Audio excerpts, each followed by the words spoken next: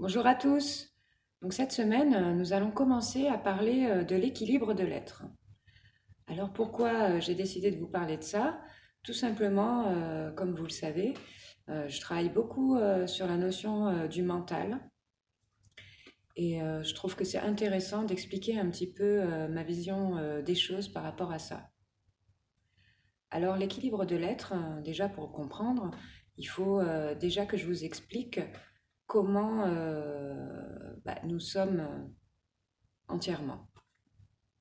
Donc du coup, nous avons ce que vous connaissez, hein, l'âme.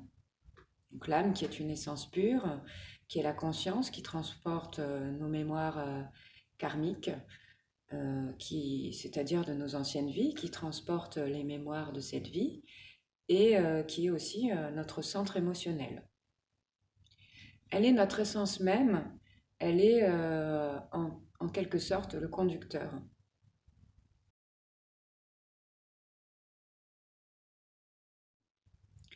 Nous avons aussi un corps physique, hein, composé de muscles, etc., des organes, du cerveau aussi.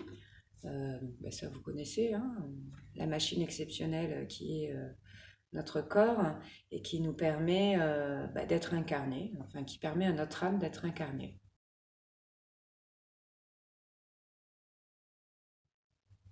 Et il y a notre mental, donc du coup, qui lui n'est pas le cerveau, hein, certains l'appellent l'esprit. Moi, j'aime bien l'appeler mental ou conscience. Donc, c'est ce qui nous permet d'analyser, de communiquer au quotidien.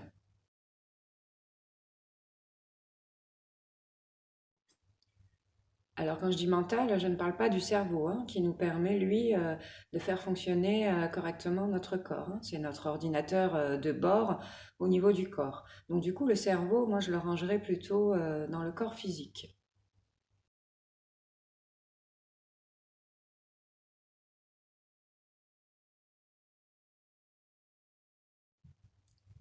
Puis, il y a notre corps énergétique. Le corps énergétique, du coup, c'est ce qui compose notre énergie autour de nous et à l'intérieur de nous, donc hein, sur cette colonne centrale où l'on connaît les centres énergétiques appelés chakras très souvent, ainsi qu'autour une énergie que l'on déploie. Donc ça nous permet de communiquer avec ce qui est extérieur et intérieur. Voilà, de façon subtile. Donc souvent, on appelle ça le corps subtil. Donc comme je vous disais, cette première vidéo va servir à introduire plusieurs vidéos explicatives pour parler de l'équilibre de l'être et du coup de son déséquilibre.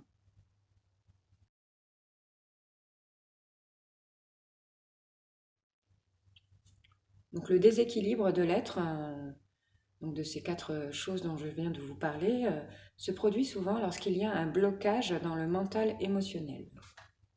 Donc je vais un petit peu essayer d'être concise et de vous expliquer de façon schématique comment cela se produit la plupart du temps. Si nous reprenons à tout ce que nous venons de dire, donc l'énergie subtile autour de nous communique constamment avec les énergies extérieures, mais aussi avec notre mental, notre âme et notre corps physique.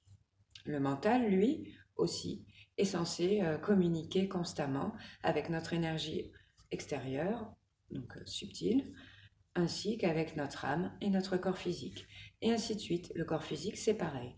Donc toutes ces choses-là sont constamment reliées entre elles. Ce réseau circule constamment, correctement. Donc là, on est en harmonie. Tout se passe bien. Alors, ceci de façon inconsciente. Mais on peut travailler à le faire en conscience. Donc du coup, le faire en conscience, ça veut dire apprendre à identifier là où il y a des blocages. Et les blocages, pardon, se font très souvent au niveau du mental. Donc, du coup, qui réagit à une émotion ressentie. Donc, une émotion qui est ressentie à l'intérieur va nous faire ressentir quelque chose de dérangeant. Vous connaissez, hein, le stress, l'angoisse, ou quelque chose nous serre à l'intérieur. Ce qui se passe en général, c'est que une fois que l'information envoyée de l'âme vers le mental arrive, le mental lui dit Oh non, non, non, j'en veux pas, j'ai pas envie de ressentir ça, donc je le rejette. Je le rejette ou je l'enfouis à l'intérieur. Du coup, cette chose-là n'est pas travaillée. Donc, ce qui se passe, c'est qu'il y a donc du coup un blocage. Le mental se coupe du réseau de connexion avec son âme et avec le reste. Il dit, non, non, non, moi je veux contrôler. Je contrôle le tout, donc je ne veux pas ressentir ça. Et du coup, je me coupe du reste. Donc, ce qui crée un déséquilibre. Donc, des déséquilibres, il peut y en avoir à tous les stades, hein. Ça peut être un déséquilibre qui vient d'ailleurs, hein. Là, aujourd'hui, je vous parle vraiment du déséquilibre par rapport au mental, parce que c'est ce qui arrive le plus souvent.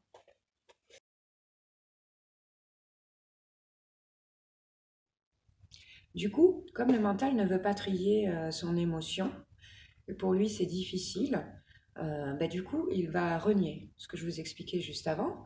Et c'est là que les mots au niveau du corps physique vont apparaître.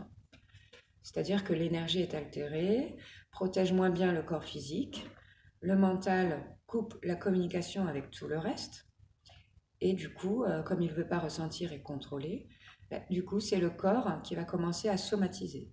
Donc là, je ne vous apprends rien, hein, la somatisation, c'est quelque chose qui est très connu, surtout avec le stress, hein, qui est la maladie des temps modernes. C'est une maladie, oui, qui au quotidien est fatigante et en même temps, nous avons une résistance extraordinaire face à ça. C'est-à-dire que le corps et l'état de l'être entier s'y habituent. Ce qui fait qu'on ne sait même plus ce que c'est d'être en paix à l'intérieur.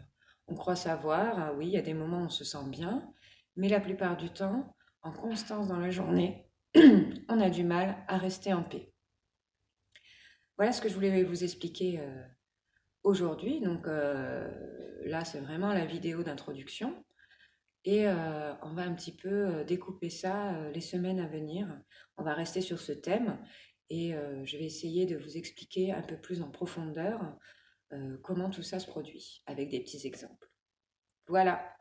Donc pour aujourd'hui, c'est tout. On se retrouve la semaine prochaine du coup pour la suite. Allez, et je vous dis très bonne semaine à vous.